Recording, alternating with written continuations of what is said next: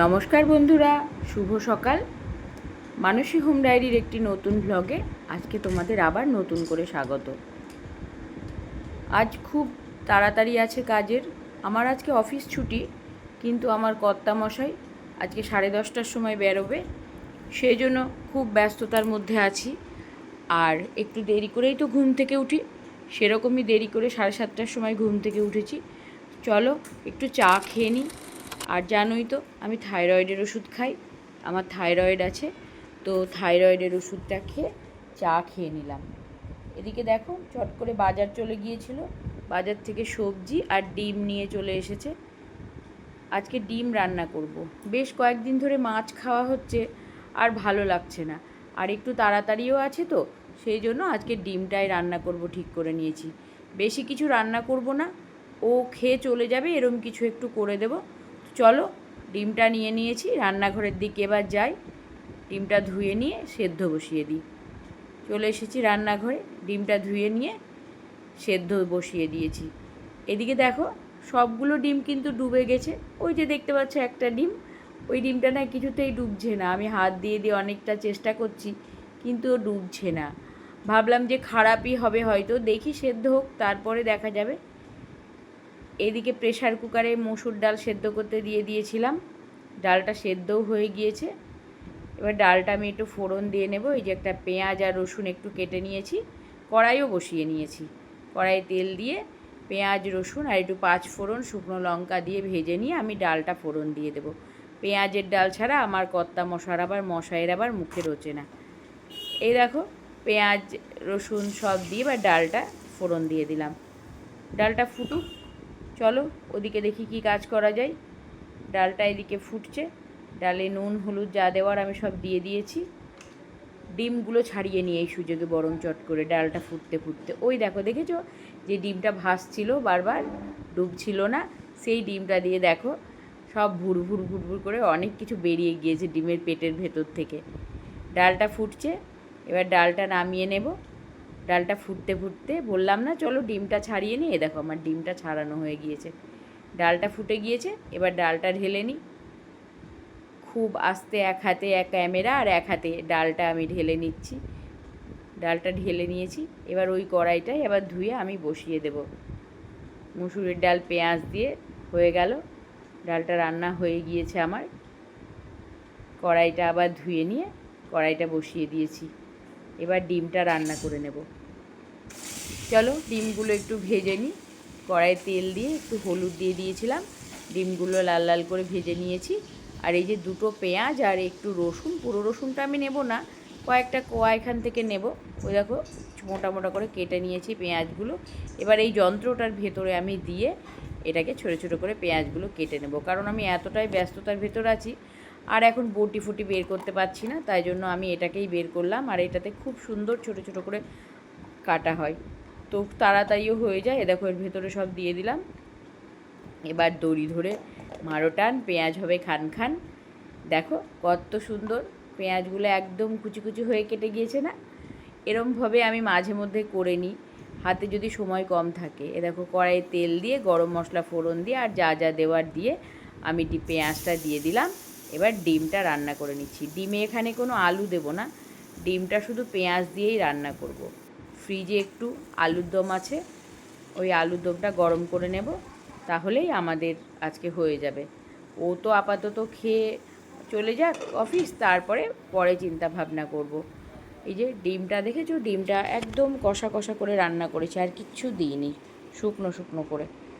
এদিকে সংসারের কাজকর্ম শুরু করে দিয়েছি, যেহেতু ছুটি। সোফার ঢাকাটা খুলে ফেলা হয়েছে, সেদিনকে তোমাদের দেখিয়েছি ঢাকাটা খুব ময়লা হয়েছিল। তো এটা হচ্ছে আসল কভার আর ওইটা হচ্ছে ঢাকা। তো এইটা রাখি না, তার কারণ খুব নোংরা হয়ে যাবে, ওই কভারটা দিয়েই সবসময় রাখি। কভারটা আমার শ্বশুর মশাইয়ের বানানো।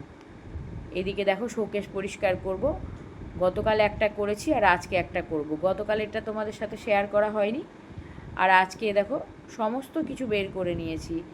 উল্টো পাল্টা প্রচুর জিনিস, যেগুলো ফেলতেও পারি না মায়া করে, সব সাজিয়ে সাজিয়ে রেখে দিই। প্রচুর জিনিস এগুলো। আবার ধরো আমাদের এবাড়ি ওবাড়ি করতে গিয়ে না বেশ কিছু জিনিস ভেঙে গিয়েছে, যেমন এই বয়ামটাই দেখছো, এর 6টার মধ্যে 5টা আছে, একটা ভেঙে গিয়েছে। এইভাবে প্রচুর জিনিস, প্রচুর শোপিস ছিল, কারণ আমি এই বাড়িতে আজ 4 বছর মতন আছি। তার আগে আমি অন্য জায়গায় ছিলাম, তো শ্বশুরবাড়ি, সেখানে আর কেউ না থাকায় আমরা বাড়ি বিক্রি করে এখানে এসে বাড়ি করেছি। তো সেই কারণে ধরো প্রচুর জিনিসপত্র ছিল, এদিক ওদিক করতে গিয়ে না বেশ কিছু জিনিস ভেঙে গিয়েছে। কি করব, কিছু করার নেই। বেশ অনেক জিনিসপত্র উল্টো পাল্টা দেখো। আর আমার কি বলো তো, খুব নেশা। আমার সোনা গয়নাতে সেরকম কোনো কেনার ইচ্ছে নেই বা কেনার লোভও নেই। আমার যত বাসনপত্র, প্লাস্টিকের কৌটো, এই সবের জন্য আমি আমার শাশুড়ি মার কাছে প্রচুর বকা খেয়েছি, প্রচুর। আর এক মায়ের কাছেও বকা খেয়েছি, কিন্তু এখন বকার আর সেভাবে কেউ নেই। সেই জন্য পুরো দমে কিনে যাই যা পারি। হাতে টাকা পয়সা যখনই থাকে এই সবগুলো কিনে কিনে বেরোই, দিয়ে বাড়িটাকে একদম পুরো জঞ্জালে পরিণত করেছি। সময়ে সময়ে তাও আবার আমি কৌটো কাটি খুঁজে পাই না, এত কৌটো, না দেখলে বিশ্বাস করবে না। একদিনকে তোমাদেরকে দেখাবো, আমার প্রচুর কৌটো। কি জানি, তাও যেন আমার মনে হয় কি না আর দুটো কিনতাম, আর একটু কিনলে ভালো হতো, এরকম মনে হয়। ভীষণ বাজে অভ্যেস জানো তো, আমি নিজেও জানি, কিন্তু আমি পরিবর্তন করতে পারি না। সব মুছে মুছে শোকেসটা গুছিয়ে নিচ্ছি। দেখো, শোকেসটা মোটামুটি গোছানো হয়ে গিয়েছে, আর যেগুলো আছে এগুলো একটু তুলে নেব। একবার এখানে দিচ্ছি, একবার ওখানে দিচ্ছি, কখনো একটা কোনো জিনিসের একটা খুঁজে পাচ্ছি না, এই একবার করে খুঁজতে যাচ্ছি, ঠিক এরকম চলছে। মোটামুটি এখন তোমার 1টা মতন বাজছে, এখনও একটু রান্না ইনকমপ্লিট আছে। তো আমার কর্তামশাই 10:30টার সময় খেয়ে দিয়ে বেরিয়ে গিয়েছে। তো এখন এই কাজ কামগুলো করে তারপরে স্নান করে খাওয়া দাওয়া করে আমার একজন আছে। দেখো মোটামুটি গোছানো হয়ে গিয়েছে। আর টিকটিকির এত অত্যাচার হয়েছে কি বলবো জানো না, এই শোকেসগুলোর ভেতরে টিকটিকি ঢুকে ঢুকে বসে থাকছে। এই দেখো বেশ কিছু জিনিস কয়েকদিন আগেই আমি কিনেছি এগুলো, তো তোমাদেরকে এক্ষুনি বললাম যেগুলো আমার নেশা, এগুলো কি আর বলবো, না কিনেও থাকতে পারি না। তো সময় বিশেষে কাজেও লাগে, আবার এখন একটু প্রয়োজন হয় থেকে থেকে। তো এ দেখো সব গুছিয়ে নিচ্ছি। এবার দেখো গুছিয়ে নেওয়ার পর এ দেখো শোকেসটা সবটাই গোছানো হয়ে গিয়েছে। এবার এইখানে কি বলো তো, এই শোকেসটাতেও টিকটিকি ঢুকে পড়ছে। আর বাড়িতে এত টিকটিকি হয়েছে, তোমাদের যদি টিকটিকি তাড়ানোর কিছু উপায় জানা থাকে একটু বলো তো। দেখো কত টিকটিকি বাড়িতে, যেখানে সেখানে ঢুকে পড়ছে, মানে মনে হচ্ছে যেন ওদেরই ঘর সংসার, আমার কিছুই নেই। শোকেসের ভেতরে ঢুকে ওখানে সংসার পাচ্ছে। তো কি করব, দেখি কিছু ব্যবস্থা করা যায় নাকি, সেই ভেবে শোকেসগুলো পরিষ্কার করেছি। করে নিয়ে ওই পেপার ভাঁজ করে ওই দুটো কাচের জয়েন্টের মধ্যে দিয়ে ওখানে ঢুকছে, তো তাই ওই রকমভাবে দিয়ে রাখলাম। দেখা যাক কি হয়।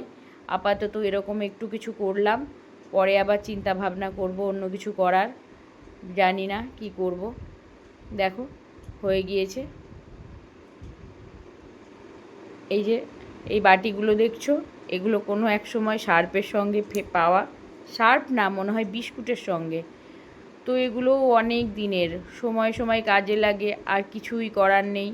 সব জমিয়ে জমিয়ে রেখে দিয়ে জঞ্জাল বাড়িয়ে রেখেছি বাড়িতে, কিন্তু কিছু করতেও পারি না। এগুলো বলছি না, থেকে থেকে কিছু খুঁজে পাচ্ছি না, তখন আবার রান্নাঘরে খুঁজতে যাচ্ছি।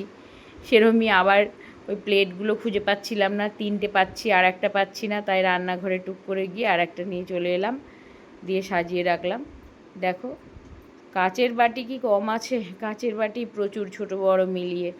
তারপরে আরও এই সবগুলো, তো আমার ভালোই লাগে এগুলো। সব গুছিয়ে নিয়েছি।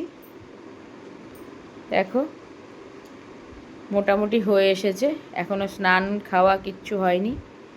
এরপরে এগুলো করে তারপরে স্নান করব। এখনও রান্নাও একটু বাকি আছে।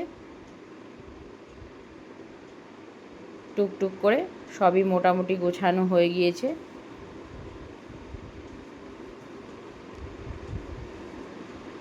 এই যে দেখো কদিন আগে এই কৌটোগুলো, ছোট্ট কৌটোগুলো কিনেছি, তো এখনও ওরকমভাবেই রাখা আছে, কিচ্ছু করিনি।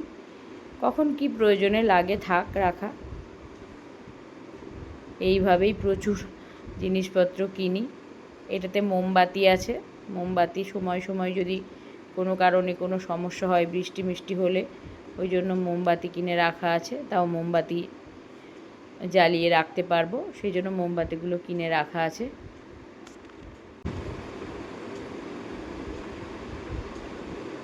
অনেক কাজ করে নিলাম সারা দিনে। তো ছুটি ছাটা থাকলে একটু ঘর দোরের পরিষ্কার পরিচ্ছন্নও করতে লাগে। আর পুজোর তো আর বেশি দেরি নেই, তাই না বলো? আর হাতে গোনা কয়েকদিন আছে। দেখো গোছানো হয়ে গেছে। দেখো এই পাশে শোকেসটা দেখেছো, কাগজ ভাঁজ করে, লম্বা করে কাগজ ভাঁজ করে ওর ভেতর দিয়ে ভরে দেওয়া হয়েছে। এই ফাঁকগুলো দিয়েই টিকটিকি ভেতরে ঢুকে যাচ্ছে। টিকটিকি ভেতরে ঢুকে শোকেসের ভেতরে সংসার পাচ্ছে। তো এখনকার মতন হলো কাজ। এই যে বাটা মাছ দিয়ে তেঁতুল দিয়ে একটু টক বানিয়ে নিয়েছি। ব্যাস, আজকের আমাদের এই রান্না। ডাল, আলুর দম ছিল, আর ডিম, আর এই যে মাছের টক। আমার হাজব্যান্ড তো মাছের টক খায় না, তো আমরা তিনজন আমাদের জন্য করেছি। আর এই দেখো ছাদে দুনিয়ার জামা কাপড় সব মেলা ছিল, ছাদ থেকে এনে এখানে ফেলা হয়েছে। চলো এবার একটু রেস্ট নেব, এগুলো পরে সব পরিষ্কার করে নেব। এখন একটু স্নান করে খাওয়া দাওয়া করে রেস্ট নেব। তার আগে একটু ঘরের বিছানা চাদরটা পাল্টে নিলাম, টান টান করে পেতে দিয়ে নিলাম। এবার স্নানে চলে যাব। স্নান করে পুজো করে তারপরে খাওয়া দাওয়া করে একটু রেস্ট করব। চলো, স্নান খাওয়া পুজো হয়ে গিয়েছে, একটু রেস্টও নিয়ে নিলাম। এই যে রাত্রির রান্নায় চলে এসেছি। রাত্রি করেছি আলু পনির দিয়ে রসা আর রুটি। কালকে যেহেতু মর্নিং ডিউটি আছে, সেজন্য পনিরের তরকারিটা একটু বেশি করেই করে নিয়েছি। রাত্রেও খাওয়া হবে, আবার সকালেরও থাকবে। সকালে আর অন্য কিছু একটু রান্না করে নেব, ব্যাস হয়ে যাবে। দেখো রাত্রির খাবার সার্ভ করে নিয়েছি, পনিরের তরকারি আর রুটি। আজকে এই পর্যন্তই। তো আমার কাছে দূরে যে সকল বন্ধুদের বলছি, আমার ভিডিওটি দেখার সময় প্লিজ একটি লাইক দিও। আর আমার ভিডিওগুলি যদি ভালো লাগে তোমাদের, চ্যানেলটা সাবস্ক্রাইব করে বেল আইকনটা প্রেস করে দিও, তাহলে আমার ভিডিওর সমস্ত নোটিফিকেশান তোমাদের কাছে চলে যাবে। আর আমার নতুন বন্ধুদের উদ্দেশ্যে বলছি, প্লিজ প্লিজ প্লিজ আমার চ্যানেলটা সাবস্ক্রাইব করে দিও আর লাইক করে ভিডিওটা দেখো। আর পুরো ভিডিওটা দেখার অনুরোধ রইল। আমার সকল বন্ধুদের উদ্দেশ্যেই আমি এই কথাটা বলছি। তো নমস্কার। আজকে এই পর্যন্তই। প্রত্যেকে ভালো থাকবে। শুভরাত্রি।